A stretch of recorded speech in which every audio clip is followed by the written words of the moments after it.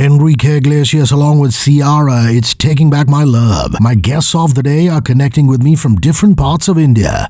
94.3. This is Good Morning Mumbai with Hrishi K.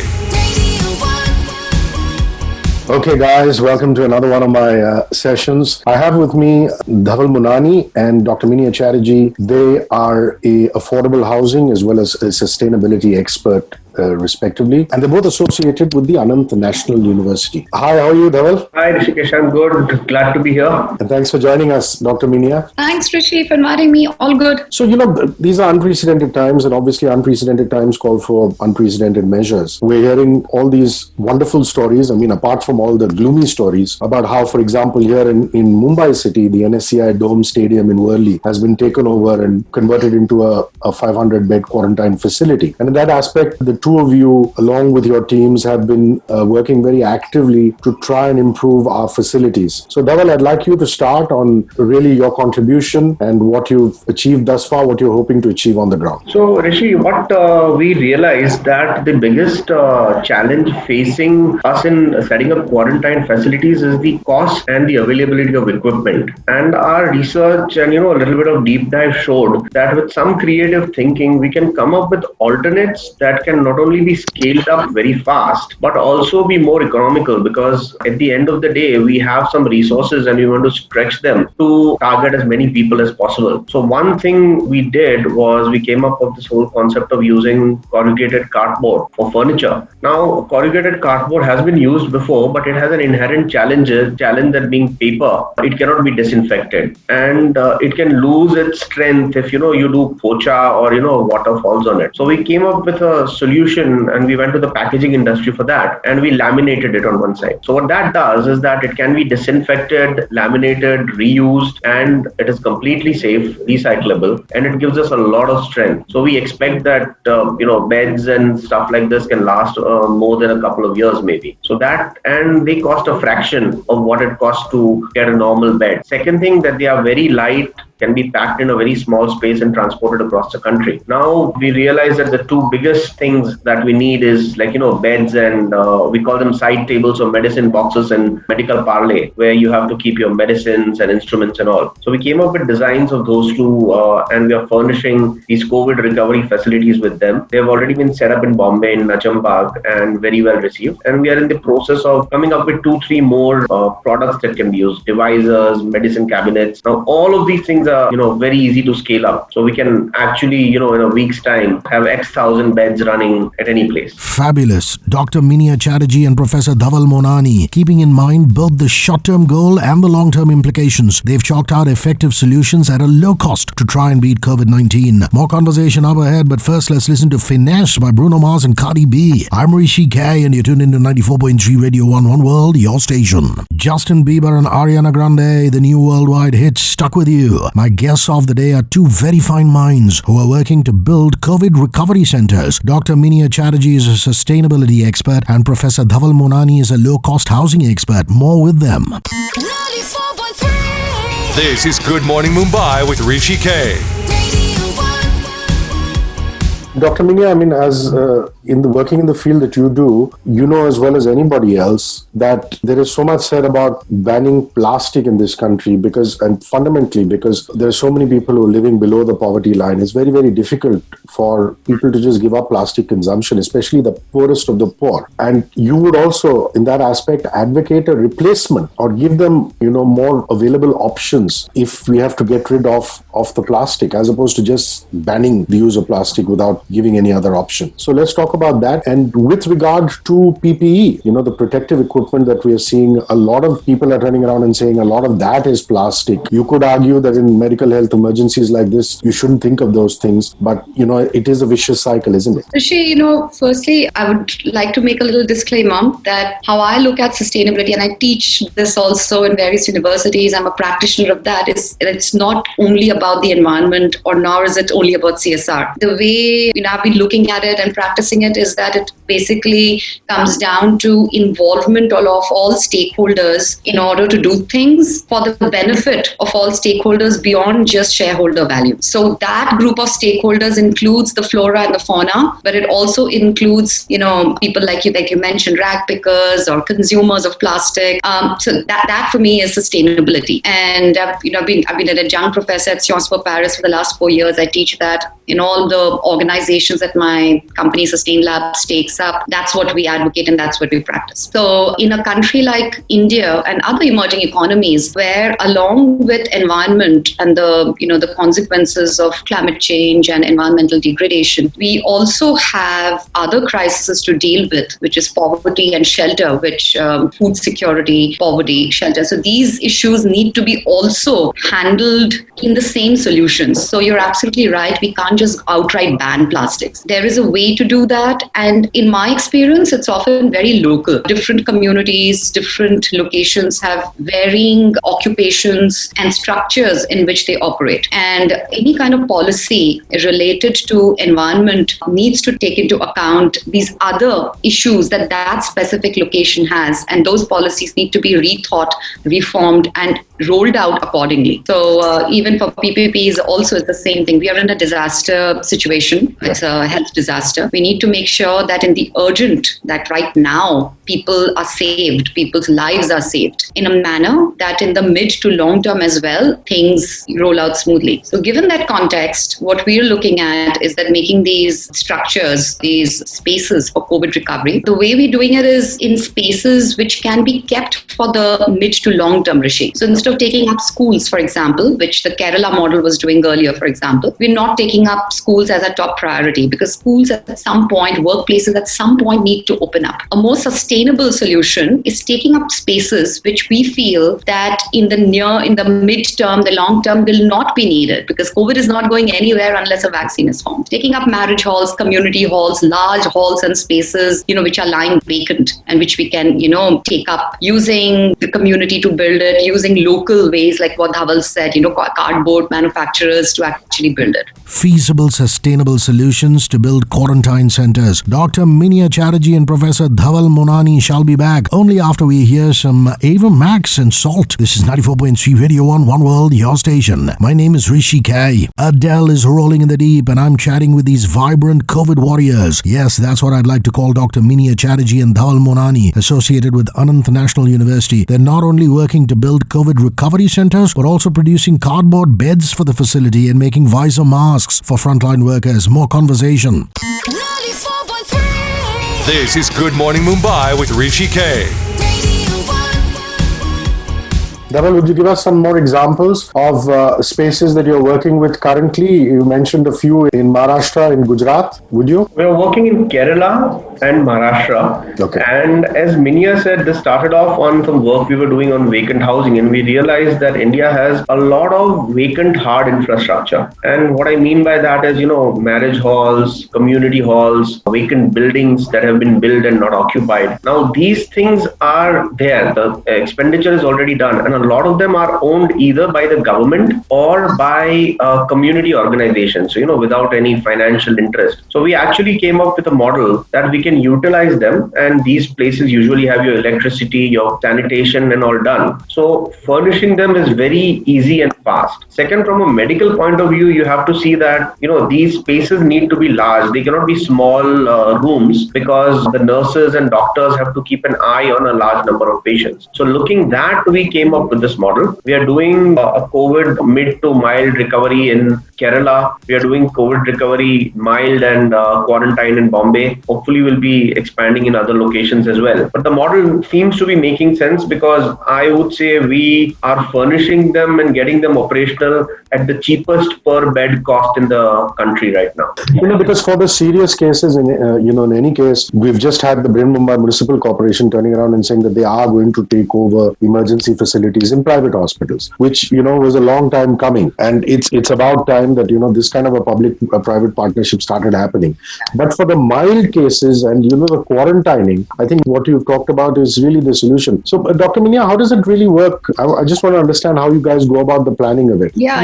He basically plans the way that, the beds or the arrangements are going to be made? Where do you come in there? Well, we're working as a team and then also with other stakeholders as well. Sure. So at the Center for Sustainability at Anant University, we're all part of the same team. And how it works is that, I go looking for the right space using different other platforms that I'm part of. So for example, Kerala came in through an organization called Parliamentarians for Innovators in India. It's a group of multi-party MPs along with funders, and I'm a mentor on that. So, that's something I had access to. And so that space came in from there. The first step is that we identify the space and get in touch with the local government. And then we identify that, okay, what needs to be done? What is needed? Is it a, temporary hospital for moderate cases, or is it a quarantine center? What's needed there? And then we rack our brains on how do we furnish it? So for example, in Kerala that Dhaval mentioned, we decided to do, for moderate cases because they were expecting NRIs to come in and from infected countries. So we've set up semi-fowler beds and oxygen supply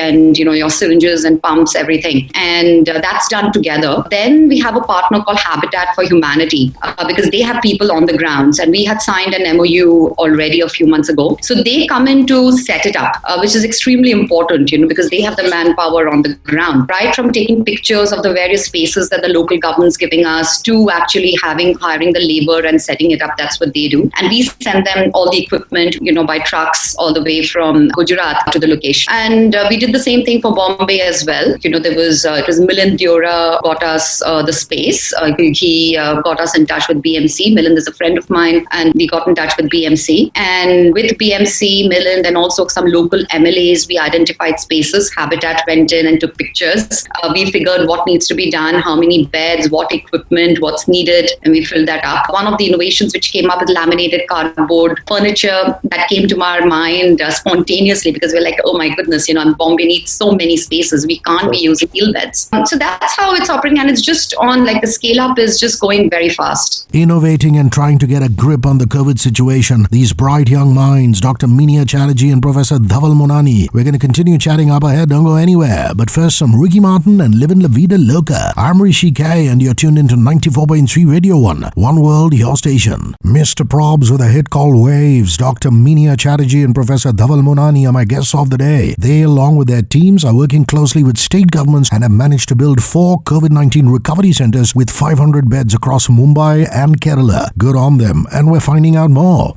94.3. This is Good Morning Mumbai with Hrishi K.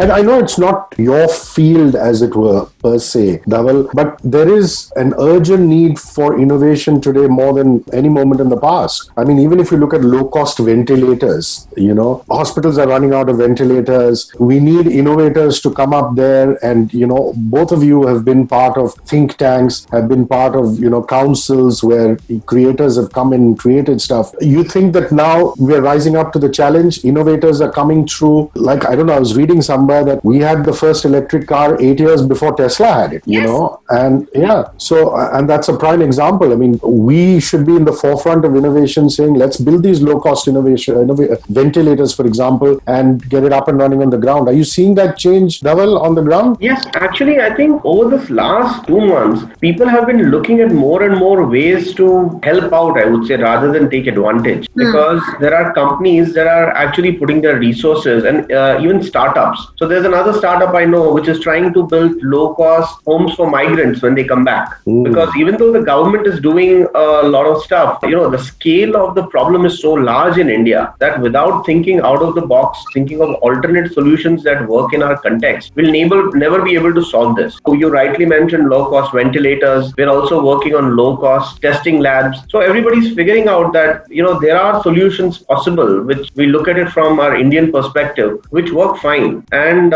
even when we went out and manufactured these beds, we found local manufacturers who could just ramp up, scale up, adopt their supply lines very, very fast. We were working in full COVID shutdown. with special passes to go to the factories every day. So yeah, I think that a lot is being done, and a little bit of encouragement and giving them the sort of an recognition or airtime would really help bring these stories out. Okay, either of you could take this. If anybody is listening to this or watching this and they want to get in touch for their community, where can they reach you people to provide solutions? If you could just give out a website or an email ID or something, that'll be great, Dr. Miniya or Dhaval. I think we need spaces. So if anybody is willing to give up a free space, they should contact us. And we're also now trying to figure out low-cost testing vehicles. So if there is a lab, who wants to join hands with us and run these testing vehicles, we are at the moment brainstorming and figuring out how to do this. So, we're open to that as well. So spaces and any labs who's interested. To reach us, they can reach out to, either the university's address, that's sustainability@anant@anu.edu.in. So sustainability, aerobase @anu.edu.in. Or they can reach me directly, miniya.chatterji@anu.edu.in. Or you can also put up my number as well, my cell number, 88264-10586. Spaces and labs, please feel free. If you could just go slow on the number, please. Yeah, 88264-10586. Come on, guys. When we've got bright minds like Dr. Miniya and Professor Dhaval willing to provide the solution, all we have to do is reach out. Our COVID warriors shall continue on the show. I'm Hrishi K, and here's the band Bastille with Bad Blood. Only on 94.3 Radio 1, One World, your station. Jason Derulo revving up our playlist with Want to Want Me. Professor Dhaval Monani has been one of the pioneers of the affordable housing space in India, especially in the sub 5 lakh rupee bracket. Dr. Miniya Chatterji is founder CEO of Sustain Labs Paris, a sustainability incubator for corporates. She's joined Anant National University as visiting faculty. She recently launched her first book, Indian Instincts, a philosophical take on our residents and the role government and religion play in shaping our lives. The two of them in conversation with me about their COVID efforts. Their team has the capacity to produce over 100 beds a day and are supplying them to the quarantine and recovery facilities in this crisis. More chat. 94.3. This is Good Morning Mumbai with Hrishi K. So this is, a prime example of people who are associated with an educational university coming forth to provide solutions. And I think that's absolutely stellar. That's part of the reason why, as a journalist, this story called out to me. Is this your first turn, Dhaval, at doing something of this nature? Or have you people in the past also, risen to the occasion when calamities or natural calamities have struck? Because in your line of work, which is low-cost housing, the options to do stuff in calamities is amazing. I'll take part of it first. See, what I have been part of a universities before, but my work has always been market focused. So I used to be associated with the Indian School of Business, where I set up one of my companies, ISB in Hyderabad. It was one of the leading B schools in India. And we had a center which looked at market-based solutions. And I strongly believe that at times what we need to innovate in any space which has really a lot of demand, it's scalable only if you have a market-based solution. You can't rely on subsidies and handouts. So that's where one of my first companies was founded as well, where we did housing at 3 lakhs and a little below 5 lakhs, commercial housing, and the projects were very successful. What a lot of universities give you is the potential to go outside of the normal mold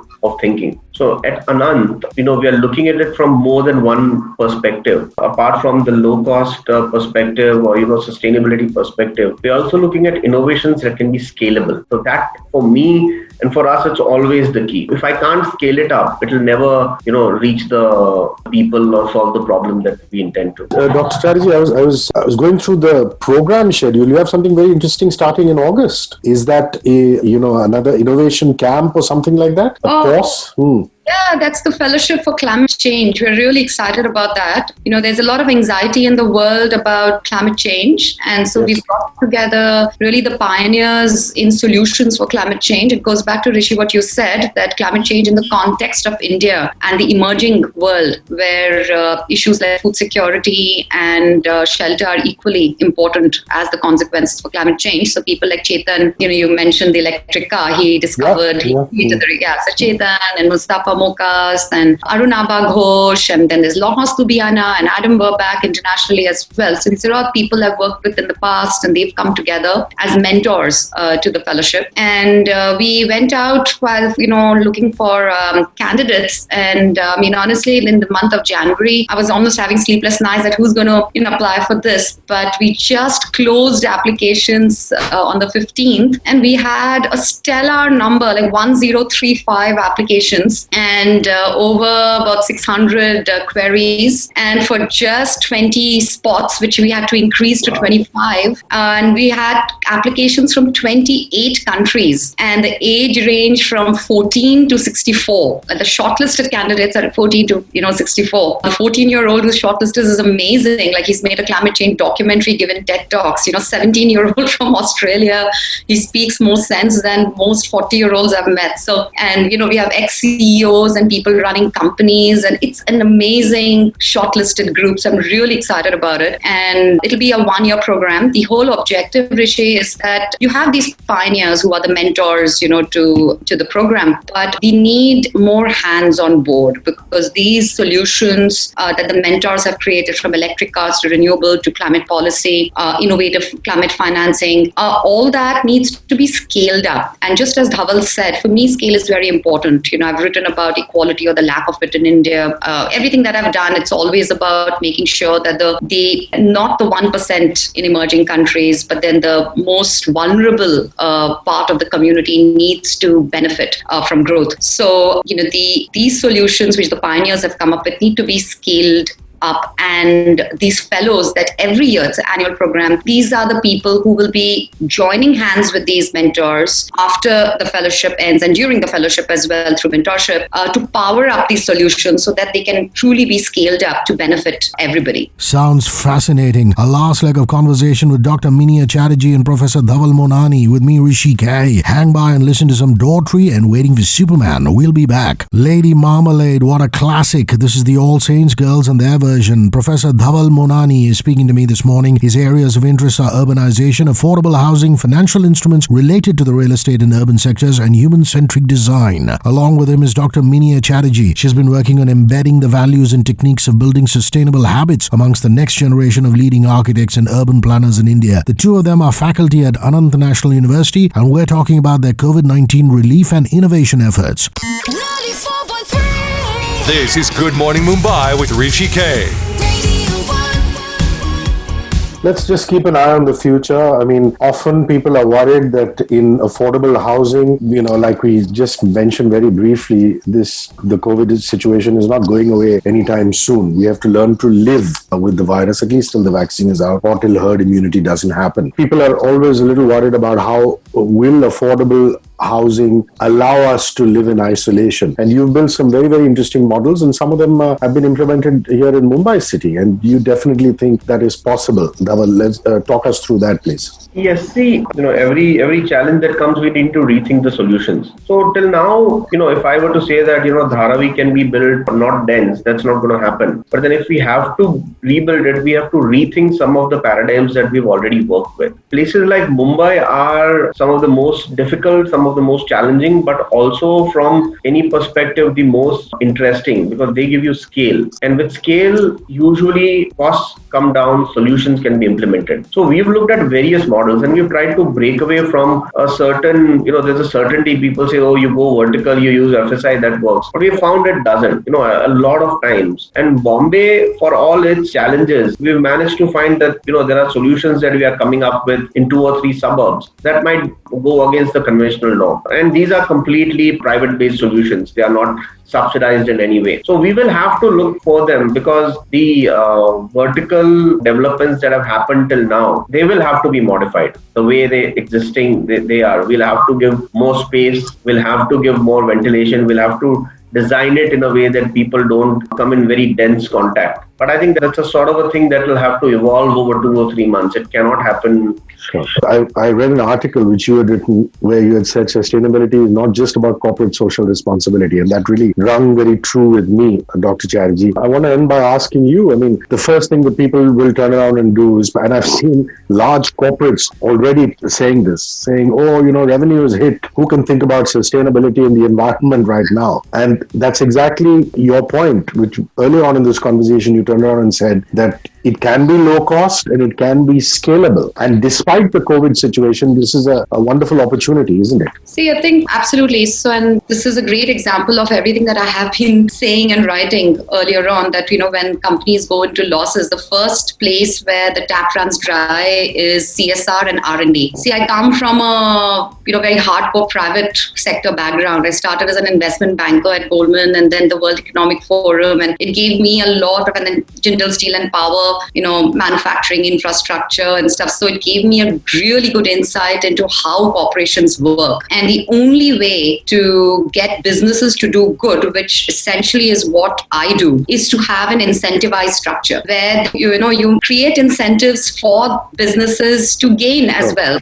That, when there is a situation like this, when the world is readying up for a recession, businesses are inherently creating value by employing people. And they, if given a chance, they would want to also contribute to social equity and, be environmentally responsible. But they have to see the incentive as well. And CSR, I mean, honestly, it's, there are mid-level companies which don't even qualify for CSR at this point because it's 500, crores and above as revenue who are mandated to do CSR. And if your company is in losses for any of one of the last 3 years, then, you're off the hook. You don't need to do CSR. So the mid-level companies, what incentive do they have? And if it's large companies, they're anyways going to go in losses most likely. So, they won't be able to. So you need to incentivize social good and environmental responsibility within large and small businesses. Social enterprises don't have to be startups. Very well said. Dhaval, Dr. Miniya Chatterji, thank you very much for talking to me, and keep up the great work, the two of you. Cheers. Thank you, Hrishi. Thanks for your time. Bye. Thanks a lot. Bye-bye. Sean Kingston now with Fire Burning, only on 94.3 Radio 1 One World, your station. My name is Hrishi K.